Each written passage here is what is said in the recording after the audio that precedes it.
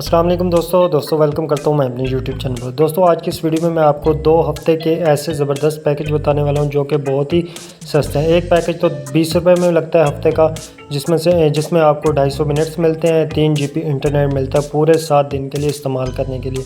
और जो दूसरा पैकेज 115 रुपये में मिलता है। 115 रुपये में आप इसकी 12 GB इंटरनेट आप वसूल कर सकते हैं और उसके अलावा 5000 मिनट्स जो हैं वो आपको मिलते हैं। लेकिन ये एक लिमिटेड टाइम है, ये सुबह 8 बजे से लेकर शाम 6 बजे तक आप इसको इस्तेमाल कर सकते हैं। तो चलता हूँ मैं वीडियो की तरफ। अगर आप मेरे यूट्यूब चैनल पर नए हैं तो चैनल को सब्सक्राइब कर लें, कमेंट कर लें, लाइक करें ताकि मेरी आने वाली मज़ीद वीडियोस आप तक पहुँचती रहें।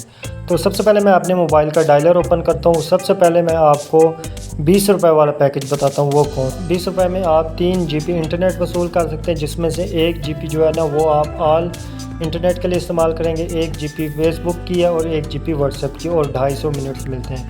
और इसका कोड क्या है?